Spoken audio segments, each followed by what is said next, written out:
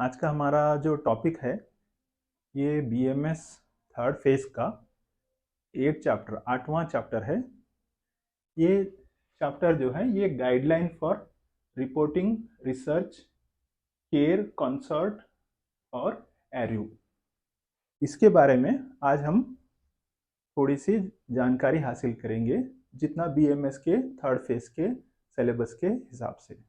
ठीक है, अगर आपको ज़्यादा जानकारी चाहिए इसकी तो कमेंट में बताइए और डिटेल सेपरेट वीडियो बनाएंगे। तो क्या होता है guideline for reporting research? Research जो होता है वो अनुसंधान होता है जो क्या क्या गाइडलाइन दिए हैं रिपोर्टिंग, मतलब कोई नया कोई खोज की गई है, कोई नया अनुसंधान किया गया है, कुछ नई चीज़ की मालूमात हुई है, तो उसका जो है ये दूसरों के साथ साझा करना, उस जानकारी को जो है रिपोर्टिंग करना, दूसरों के साथ साझा करने के क्या नियम होते हैं उसको कहते हैं guideline, guidelines for reporting research. तो ओवरऑल मतलब ये होता है कि इसका पूर्ण अर्थ ये होता है कि जो नई चीज हासिल किए या कुछ नई जानकारी या कुछ नया अनुसंधान हुआ है वो दूसरों के साथ साझा करने के, दूसरों को बताने के क्या नियम हैं।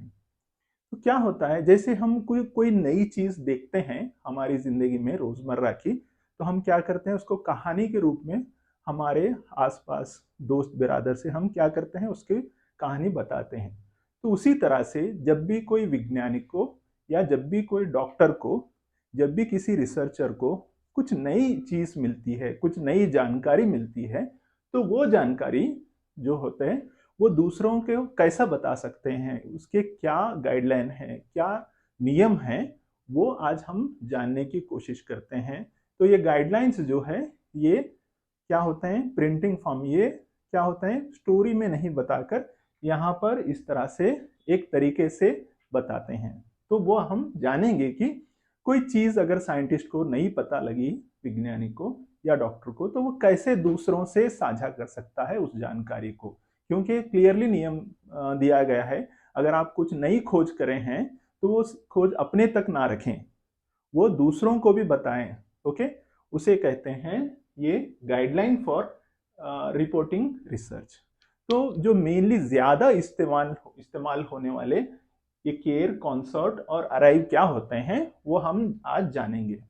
तो क्या है ये biomedical research standard reporting guidelines are essential for ensure transparency, accuracy और reproducibility and ethical integrity। तो क्या होता है जितने भी ये जैविक अनुसंधान, मतलब ह्यूमंस में जिसमें भी जो अनुसंधान होते हैं उनकी एक मानकता होती है, एक स्टैंडर्ड रिपोर्टिंग, मतलब दूसरों को एक एक सिस्टमेटिक एक स्टैंडर्ड तरीका होता है, एक मानक होता है जो रिपोर्टिंग करने का। वो क्यों करते हैं? क्योंकि उसकी जो ट्रांसपेरेंसी बनाए रखें, ताकि दो एक दूसरे से क्लियरली समझ में आए, जैसे कि क्या कह सकते हैं इसको, ट्रांसपेरेंट हो जाए, एक्यूरेट होना चाहिए वो। और रिपब क्या होता है रिप्रोड्यूसिबिलिटी, मतलब उस जानकारी को और दूसरा कोई इस्तेमाल कर सके, रिप्रोड्यूसिबिलिटी, एथिकल इंटीग्रिटी। तो ये क्या होता है एक नैतिक जिम्मेदारी या नैतिक सच्चाई होती है जो दूसरों के साथ हम क्या शेयर करते हैं वो आज हम जानने की कोशिश कर रहे हैं। Among them, care, concert, array are the widely used for different types of studies। तो अलग अलग तरह के हर स्टडीज में, अलग अलग स्टडीज में हम कॉमन जो देखने को मिलता है केयर कंसर्ट अराइव, ये बहुत कॉमनली स्टडीज को रिपोर्टिंग करने में देखने में मिलता है। जैसे कि किसी का केस रिपोर्ट कर रहे हैं आप या आरसीटी कर रहे हैं एनिमल स्टडीज में, ये कहाँ पे क्या यूज होता है हम इंडिविजुअली एक के बाद एक हम जानकारी हासिल करेंगे। तो पहली चीज है केयर गाइडलाइन। तो केयर गाइडलाइन मतलब क्या होता है केस रिपोर्ट गाइडलाइन। तो केस रिपोर्ट गाइडलाइन क्या होता है, किसी मरीज की या किसी एक ऑर्गेनाइजेशन की एक तरीके की जो जानकारी है, एक तरीके एक ही बीमार इंसान के पास अगर कुछ नई जानकारी मिली है, कुछ नया आपने खोज किया है या कुछ नई बीमारी आपको पता लगी है जो एक पेशेंट में या एक केस में, तो वो क्या होता है उसको रिपोर्टिंग कैसे करें, मतलब वो जानकारी को दूसरों के साथ कैसे साझा करें, उसके क्या नियम हैं वो हम जानेंगे। तो केयर का मतलब होता है केस, और आरई का मतलब रिपोर्ट, गाइडलाइंस मतलब केस रिपोर्टिंग गाइडलाइन ही होता है केयर गाइडलाइन। मतलब किसी एक मरीज में कुछ नई जानकारी आपको मिली है, कुछ नई बीमारी का पता लगा है, तो आप दूसरों के साथ कैसे उसको साझा करेंगे, उसके क्या नियम होते हैं, वो आज हम जानेंगे। तो पहले है पर्पस, क्या जरूरत है इसकी करने की, क्योंकि ये these guidelines are used to standardise the reporting for the individual case reporting in the clinical trial. तो जब भी आप क्लिनिकल ट्रायल करोगे तो ये क्या होता है, इस पे इंडिविजुअल केस पे, एक तरह का केस, एक मरीज पे या एक तरह की बीमारी पे जब आप इस तरह की क्लिनिकल ट्रायल करेंगे तो क्या गाइडलाइन है जो स्टैंडर्ड मतलब एक मानक रूप में जो उसको पब्लिश कराना है या दूसरों के साथ साझा कराना है, वो हम जानेंगे। तो क्या क्या होना चाहिए उसके अंदर। पहली चीज जो उस रिपोर्ट करने में टाइटल और अब्स्ट्रैक्ट होना चाहिए। टाइटल मतलब क्लियर उसका कुछ नाम होना चाहिए, चाहे वो पेशेंट का है या आप क्या कर रहे हो, तो should be clearly identify article. तो उस आर्टिकल में नाम क्लियर होना चाहिए, आप क्या करना चाहते हो केस की रिपोर्ट को। अब्स्ट्रैक्ट मतलब एक ब्रीफ में उसके बारे में छोटी सी जानकारी देनी होगी। इंट्रोडक्शन में क्या लिखना पड़ेगा आपको, आरंभ में सिग्निफिकेंट, क्यों केस कर रहे हैं आप, क्यों इसके बारे में कर रहे हैं, उसको आपका उसका महत्व बताना पड़ेगा। पेशेंट का इंफॉर्मेशन, पेशेंट का डेमोग्राफिक और मेडिकल हिस्ट्री, तो पेशेंट को पहले से कोई बीमारी है या कहाँ पे रहता है, इस तरह की जानकारी देनी पड़ेगी। क्लिनिकल फाइंडिंग्स, पेशेंट्स को क्या क्या लक्षण है, क्या साइन सिम्टम्स है, वो बताना पड़ेगा। और क्या है टाइमलाइन, तो क्रोनोलॉजिकल सीक्वेंस में पेशेंट्स को कैसे क्या क्या जो चेंजेस आए, आपकी दवाई देने से पहले क्या चेंज थे और देने के बाद में क्या क्या उसमें क्रोनोलॉजिकल सीक्वेंस में पेशेंट में क्या क्या बदलाव आ रहे हैं, ये बताना पड़ेगा आपको। और डायग्नोस्टिक एसेट्स, आपको पेशेंट्स को जो नई आपको जो बीमारी नजर आई है उसमें क्या क्या आप इन्वेस्टिगेशन कराएं, वो करा रहे हैं या करा चुके हैं, उसकी भी जानकारी आपको इस केयर गाइडलाइन में देनी पड़ेगी। जैसे कि क्या होता है, टेस्ट एंड रिजल्ट क्या है वो भी बताना पड़ेगा। थेरेपेटिक इंटरवेंशंस मतलब आप इलाज में कौन से मेडिसिन दिए हैं, ट्रीटमेंट मेथड, और कितने समय के लिए क्या दवाई दी है वो भी बताना पड़ेगा आप। और फॉलो अप आउटकम, आपकी दवाई देने से क्या क्या उसमें चेंजेस आए फॉलो अप में और क्या आउटकम है वो भी बताना पड़ेगा। क्या प्रोग्रेस हो रहा है, लॉन्ग टर्म में रिजल्ट क्या आ रहा है। डिस्कशन में आपको ये बताना पड़ेगा कि क्या रिलेवेंट है, क्या उससे रिलेटेड चीज हो गई। लिटरेचर कंपेरिजन, क्या आपके पुराने किसी बुक में या पुराने किसी इसमें इस तरह के आर्टिकल्स में कहीं इसकी इस बीमारी के बारे में जानकारी थी क्या, वो भी आपको बताना पड़ेगा कि इस तरह की बीमारी पहले इस बुक में या इस आर्टिकल में नजर आई है, वो भी आपको डिस्कशन में बताना पड़ेगा। ओके।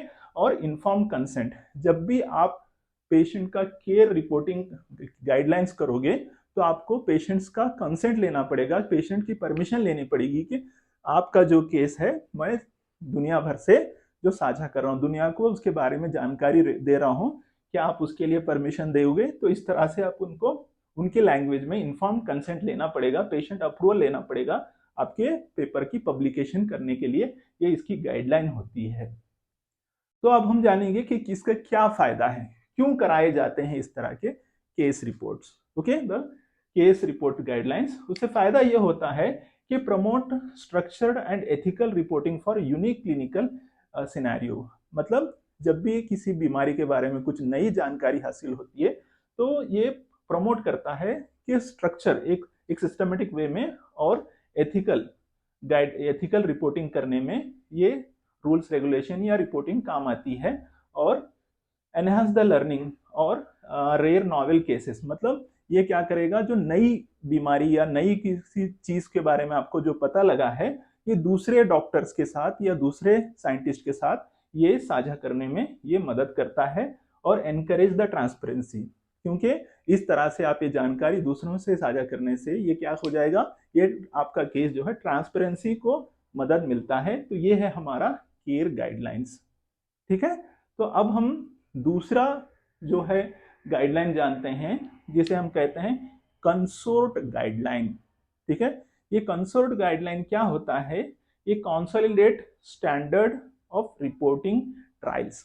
ठीक है। ये मतलब एक तरीका है जो ट्रायल्स किए जाते हैं, जैसे क्लिनिकल ट्रायल्स बोलते हैं, जैसे प्री क्लिनिकल के बाद में एनिमल्स पे जब भी हम क्लिनिक ट्रायल करते हैं, उसके एनिमल के करने के बाद में जैसे ही परमिशन लेकर हम क्या करते हैं, इंसानों पे जब हम किसी औषधि या किसी मेडिसिन पे जब हम उसकी जांच करते हैं, ट्रायल करते हैं, तो तब हमें क्या क्या चीज़ों का फॉलो करना पड़ता है और कैसे उसको जो है रिपोर्टिंग करनी पड़ती है, उसको हम जानेंगे। तो इसके अंदर मेनली हम रैंडमाइज क्लिनिकल ट्रायल को हम अहमियत देते हैं। मतलब जब भी आप पेशेंट जब सेलेक्ट करोगे सैंपल, तो रैंडमली सेलेक्ट करना पड़ेगा, तो आरसीटी कहते हैं इसे। तो पर्पस क्या है, इसका क्या उद्देश्य है? It is use to reporting randomised control trial. तो ये किसमें रिपोर्टिंग करने में काम आता है? ये कंसोर्ड गाइडलाइन। कंसोर्ड गाइडलाइन किसकी रिपोर्टिंग के लिए आता है? आरसीटी, हम शॉर्ट में बोलते हैं रैंडमाइज्ड क्लिनिकल ट्रायल। मतलब जब भी आप किसी मरीज के जब लोगे पेशेंट्स, तो उसमें क्या करेंगे आप, उसमें 2 ग्रुप बनाओगे या 3, जितने भी बनाओगे 2 ग्रुप बनाओगे, तो रैंडमली आप अलोकेट करोगे किस ग्रुप में कौन सा पेशेंट रहेगा। मतलब आप ऐसा नहीं करोगे कि अपनी इच्छा से किसी को भी, मतलब ऐसे नहीं बता सकते इक्वलेंट के जो पेशेंट्स अपने पसंद के एक तरफ या नहीं तो अलग, ना, ऐसा नहीं है, रैंडमली आपको सेलेक्ट करने होगा, तो उसे कहते हैं हम आरसीटी। तो रैंडमाइज क्लिनिकल ट्रायल को रिपोर्ट करने के लिए हम कंसोर्ट गाइडलाइन का यूज करते हैं। इसका उद्देश्य यह है कि reporting the randomise control trial to improve the quality and transparency of clinical trial publications. तो कंसोर्ट गाइडलाइन का फायदा यह है, तो क्वालिटी मेंटेन करने के लिए क्लिनिकल ट्रायल्स में, और ट्रांसपेरेंसी, ट्रांसपेरेंट रहना चाहिए, तो इसके लिए पब्लिकेशन के लिए कंसोर्ट गाइडलाइन का यूज होता है। इसमें क्या इंपॉर्टेंस होता है, क्या क्या चीज हमें देखना पड़ता है कंसोर्ट गाइडलाइंस में? टाइटल और अब्स्ट्रैक्ट्स। जैसे अभी मैंने बताया, टाइटल मतलब क्लियर उसका नाम दिया गया है नहीं, चाहे पेशेंट्स का नाम या आपका जिसका भी पब्लिकेशन जो भी आप करा रहे हैं उसका नाम। अब्स्ट्रैक्ट मतलब पहली शुरुआत में ही आपको अब्स्ट्रैक्ट देना पड़ेगा, मतलब आप किस बारे में कर रहे हो उसको शॉर्ट में ब्रीफ में बताना पड़ेगा। Abstract clear indicates it's RCT, मतलब आपकी आरसीटी क्या है, शॉर्ट में और क्लियरली ब्रीफ में देना पड़ेगा आपको। और इंट्रोडक्शन, उसमें शुरुआत में क्या लिखना पड़ेगा? Background of study and objective, आप क्यों कर रहे हैं इस ये आरसीटी या कंसोर्ट गाइडलाइन, शुरुआत में आपको बताना पड़ेगा। और मेथड्स में आपको बताना पड़ेगा कि पार्टिसिपेंट्स, इंटरवेंशन, आउटकम और ब्लाइंडिंग रैंडमाइजेशन आपने कैसे कैसे लिया है, मतलब पेशेंट्स आपने कैसे, पार्टिसिपेंट आपने कैसे सेलेक्ट किए, कौन से मेथड्स के किया, क्या सिर्फ मेल्स ही लिए हैं, फीमेल्स ही लिए हैं, कितने एज के लिए, कैसे लिए हैं, आप बताना पड़ेगा। इंटरवेंशन मतलब आपने क्या दवाई दी है बताना पड़ेगा, वो देने के बाद में क्या उसका रिजल्ट आया, आउटकम क्या आया बताना पड़ेगा। उसके बाद में ब्लाइंडिंग रैंडमाइजेशन, तो आपने किसको, ये कैसा होता है, complete blind, single blind, complete blind, double blind, इस तरह से ये ब्लाइंड किए जाते हैं। मतलब कंप्लीट ब्लाइंड क्या होता है कि डॉक्टर को भी पता नहीं रहता है, पेशेंट को भी पता नहीं रहता है, इस तरह से डबल ब्लाइंड होता है। सिंगल ब्लाइंड मतलब यहाँ पे पेशेंट को पता नहीं होता है पर डॉक्टर को पता होता है, देने वाले को, इस तरह सिंगल ब्लाइंड होता है। तो आपने किस तरह के किया है वो आपको इस गाइडलाइन के अंदर, जब भी आप कंसोर्ट गाइडलाइन करोगे तो आपको उसमें बताना पड़ेगा, उस रिपोर्ट के अंदर आपको पब्लिश कराना पड़ेगा। और नेक्स्ट क्या है? रिजल्ट। रिजल्ट में आपको फ्लो डायग्राम बताना पड़ेगा, कैसे कैसे क्या है फ्लो डायग्राम। और दूसरा जो है रिक्वायरमेंट्स, आउटकम्स क्या आए हैं वो बताना पड़ेगा। और other information, trial registration and funding sources, मतलब ट्रायल का आपने रजिस्ट्रेशन किया है या नहीं किया है, आपने कंसेंट लिया है नहीं लिया है, आपको पैसे कहाँ से मिले, फंडिंग मतलब ये ट्रायल करने के लिए किसने आपको फंड किया है, वो सभी आपको यहाँ पर इस कंसोर्ट गाइडलाइंस में बताना पड़ेगा। अब इम्पैक्ट, इससे क्या फायदा होता है कंसोर्ट गाइडलाइन का पब्लिश कराने के लिए, क्या इससे क्या फायदा होता है? Enhance the scientific rigour clinical trial, इसलिए होता है क्योंकि ये जो है साइंटिफिक क्लिनिकल ट्रायल कराने में ये हेल्प होता है, क्योंकि यहाँ पर कोई क्या हो जाता है, कोई भरोसा नहीं कर पाता, तो यहाँ पे या ट्रांसपेरेंस रहने के लिए और उसको एनहांस करने के लिए साइंटिफिक रिगर ट्रायल के लिए, और facilitate evidence based decision making. तो इस तरह के जो गाइडलाइंस होंगे कंसोर्ट गाइडलाइंस, तो ये क्या हो जाते हैं, फैसिलिटेट करते हैं एविडेंस बेस्ड डिसीजन मेकिंग। तो आपके पास सबूत रहता है, सबूत के आधार पर आप एक डिसीजन लेने के लिए, जैसे आप किसी पेशेंट्स को मरीज दोगे जब क्लिनिकल ट्रायल होगा, तो इसको भरोसेमंद या इसको सच्चा माना जाएगा। तो ये होता है आपका consort guidelines, consolidate standards of reporting trials. अब तीसरा वाला जानेंगे, तो तीसरा वाला क्या होता है, एरिव गाइडलाइंस क्या होता है। तो एरिव गाइडलाइंस है, ये एक तरीका है जो animal research reporting in of in Vivo experiment. इसका मतलब ये होता है कि आप अगर प्री क्लिनिकल ट्रायल्स के अंदर, मतलब ह्यूमन बींग को देने से, इंसानों को देने से पहले, कि वो जो भी आपकी जो नई ड्रग है, नई दवाई है, औषधि, कहीं वो उसमें टॉक्सिसिटी तो नहीं है, कहीं उसमें कुछ तरह से कुछ नुकसान तो नहीं पहुंचाएंगे ह्यूमन बींग्स में। ये पहले इंसानों को देने से, ह्यूमन बींग्स को देने से पहले हम एनिमल्स पे ट्रायल करते हैं। तो उसकी रिपोर्टिंग कैसी करनी है वो इसमें हम जानेंगे, अराइव गाइडलाइंस। तो animal research reporting of in vivo experiments, इसका उद्देश्य क्या है? Purpose, these guidelines are used to for pre clinical animal study, ensure the ethical conduct and reproducibility of research. तो क्या होता है ये? तो ये गाइडलाइन जो है, ये तरीका जो है, ये pre clinical animal studies, pre clinical मतलब, क्लिनिकल मतलब ह्यूमन बींग्स को देना क्लिनिकल होता है, प्री क्लिनिकल मतलब ह्यूमन बींग्स को देने से पहले की जो स्टडी है, जैसे किसी एनिमल्स में दे रहे हैं इन विवो में, तो ये क्या होती है यहाँ पर? एथिकल कंडक्ट, आपने किस तरह से आपने नियमों को फॉलो किया है, आपने किस तरह से एथिक्स को फॉलो किया है, आपका एथिकल कंडक्ट क्या था, वो यहाँ पे आपका पर्पज में दिख जाता है। और रिप्रोडक्टिबिलिटी ऑफ रिसर्च, मतलब आपका रिसर्च दूसरे कोई इस्तेमाल करने में भी हेल्प होता है। जैसे मान लीजिए कोई एक्स ड्रग का जो है आपने उसका ये करा है, अराइव गाइडलाइन करा है, तो उसी बेसिस पे दूसरा भी कोई इस्तेमाल कर सकता है। तो इसे हम क्या कहते हैं? रिप्रोडक्टिबिलिटी ऑफ रिसर्च। अब की कंपोनेंट्स, क्या क्या चीज होने चाहिए अराइव गाइडलाइन के अंदर, अब हम वो जानेंगे। तो पहली चीज है स्टडी डिजाइन। आपने स्टडी का डिजाइन कैसे बनाया है, मतलब एक्सपेरिमेंटल ग्रुप, कैसे एक्सपेरिमेंटल ग्रुप बनाए हैं, क्या सभी एक ही तरह के जानवर लिए हैं या सभी फीमेल जानवर ही लिए हैं, मेल जानवर लिए हैं, कैसे आपने ग्रुप बनाया है, वहां पर क्लियरली बताना पड़ेगा। स्टडी लेआउट, आपको स्टडी का पूरा लेआउट बताना पड़ेगा, डिजाइन किस तरह से बनाया है, आपने कितने दिन वहां पे ट्रायल किए हैं, सब हर चीज को आपको स्टडी डिजाइन में यहाँ पे बताना पड़ेगा। Sample size, justification and calculation, आपको कितने एनिमल्स लिए उसके सैंपल का साइज बताना पड़ेगा, और आपको जस्टिफिकेशन बताना पड़ेगा कि मान लीजिए आप 10 एनिमल्स लिए हो, ओके, तो 10 ही क्यों लिए हो और वही एनिमल क्यों लिए हो, आपको जस्टिफिकेशन और उसके कैलकुलेशन, मैथमेटिकल कैलकुलेशन, स्टैटिस्टिकल, वो बताना पड़ेगा। Randomised and blind method to reduce the bias, ये क्यों करते हैं? क्योंकि जितने भी लाए हैं उसको रैंडमली, एनिमल्स को रैंडमली सेलेक्ट करना पड़ेगा, क्योंकि बायस को यहाँ से बचने के लिए, मतलब इस तरह से किसी ये बायस नहीं हो पाए, तो रैंडमाइज्ड और ब्लाइंडिंग ट्रायल को यूज करना पड़ेगा। और क्या होता है? हाउसिंग, हाँ, एनिमल डिटेल्स, एनिमल डिटेल्स में आपको बताना पड़ेगा किस तरह का स्पेसिस लिए हो आप, ओके, क्या लिए हो आप, कैट लिए हो, रैट लिए हो, किस तरह का एनिमल लिए हो, कौन सा सेक्स है, मेल फीमेल, एज क्या है, सोर्स क्या है, हेल्थ स्टेटस कैसी है उसकी, हेल्थ स्टेटस, बीमार वो है नहीं, ये सब बताना पड़ेगा। Housing and husbandry, environmental condition कैसी थी, उसका केज कैसे था, मतलब सभी चीज, एसी में रखा गया है, कैसे कर रहे हैं आप, किस तरह से आपका रूम की कंडीशन क्या, हर चीज को आपको यहाँ पे गाइडलाइन के समय बताना पड़ेगा। और इंटरवेंशन, मतलब क्या ट्रीटमेंट दिया है आपने, प्री क्लिनिकल कौन सी दवाई कितने एमजी के लिए इंजेक्शन फॉर्म में दिया है, टैबलेट फॉर्म में, कैप्सूल फॉर्म में, ये सभी आपको बताना पड़ेगा। आउटकम मेजर्स, मतलब प्राइमरी क्या रिजल्ट आपको आया है, सेकेंडरी और थोड़े दिन के बाद में क्या है, ये सभी आपको बताना पड़ेगा। स्टैटिस्टिकल मेथड्स, किस तरह का एनालिसिस किया है आपने, कौन सा स्टैटिस्टिकल डाटा यूज किया, एनालिसिस किया है, कौन से टूल यूज किए, वो भी बताना पड़ेगा। और रिजल्ट इंटरप्रिटेशन, समरी में आपको बताना पड़ेगा कि क्या उससे फायदा मिला और उससे क्या नतीजा आया, यहाँ पे लास्ट में रिजल्ट में बताना है।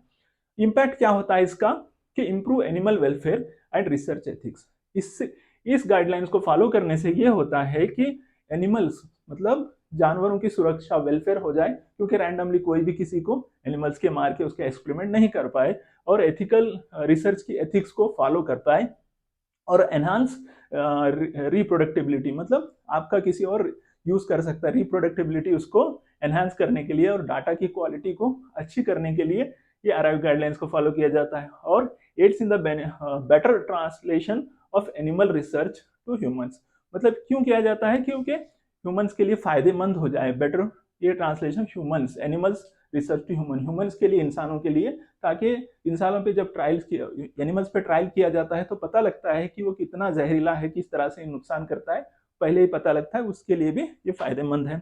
नेक्स्ट है इसका conclusion, overall impact of reporting guidelines. तो लास्ट में हम जानेंगे कि ये जितने भी गाइडलाइंस हैं तो ये क्या होते हैं, क्यों किया जाता है, इससे क्या इम्पैक्ट होता है, ये लास्ट में कंक्लूजन है।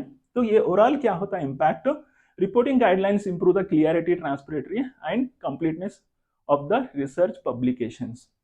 तो जितने भी ये रिसर्च के पब्लिकेशंस होते हैं तो रिपोर्टिंग गाइडलाइंस ये इम्प्रूव करते हैं क्लियरिटी को करने में ये गाइडलाइन मदद करते हैं। ट्रांसपेरेंट हो क्योंकि इसमें कुछ छुपाया नहीं जा सके, झूठ वो सभी। और क्या होता है कंप्लीटलीनेस, कंप्लीट होना चाहिए ऑफ रिसर्च पब्लिकेशंस, ये सभी को जो है ये हेल्प करता है, ओवरऑल इम्पैक्ट होता है। These guidelines also helps research to communicate findings effectiveness, मतलब ये गाइडलाइंस रिसर्च क्या करते हैं दूसरों के साथ कम्युनिकेट कर पाए फाइंडिंग्स, क्या उसका इफेक्ट आया, और प्रमोट एविडेंस बेस्ड प्रैक्टिस के लिए। अभी जितने भी हम प्रैक्टिस कर रहे हैं सभी एविडेंस के बेस पे कर रहे हैं, तो इस तरह के जो गाइडलाइंस होते हैं ये मदद करते हैं कि एविडेंस बेस्ड प्रैक्टिस हो जाए। और CARE, CONSORT, ARRIVE guidelines are the critical tools in the research reporting. ये क्या होता है, एक बहुत महत्वपूर्ण हथियार होते हैं जो रिसर्च को, अनुसंधान को दूसरों से साझा करने वाले चीज, research reporting. Their structured approach enhance the complete, तो ये स्ट्रक्चर अप्रोच क्या करता है, एनहांस मदद करता है बढ़ाने के लिए कंप्लीट, एक्यूरेट और एथिकल डॉक्यूमेंटेशन ऑफ स्टडी। तो एथिकल मतलब नैतिक तौर पर अच्छा डॉक्यूमेंटेशन और एक्यूरेट हो जाए, इसमें ये मदद करता है study, leading to better scientific integrity and clinical utility. तो ये क्या करता है, इस तरह का ये साइंटिफिक जो होता है ये वैज्ञानिक इंटीग्रिटी बढ़ाने के लिए और क्लिनिकल यूटिलिटी बढ़ाने के लिए भी ये इस तरह के जो होते हैं ये रिसर्च गाइडलाइन फॉर रिपोर्टिंग ये मदद करते हैं। ठीक है, आपको अगर अच्छा लगा वीडियो तो लाइक करिए, शेयर करिए और सब्सक्राइब करिए। अगर और कुछ चाहिए डिटेल में तो कमेंट करके बताइए। Thank you.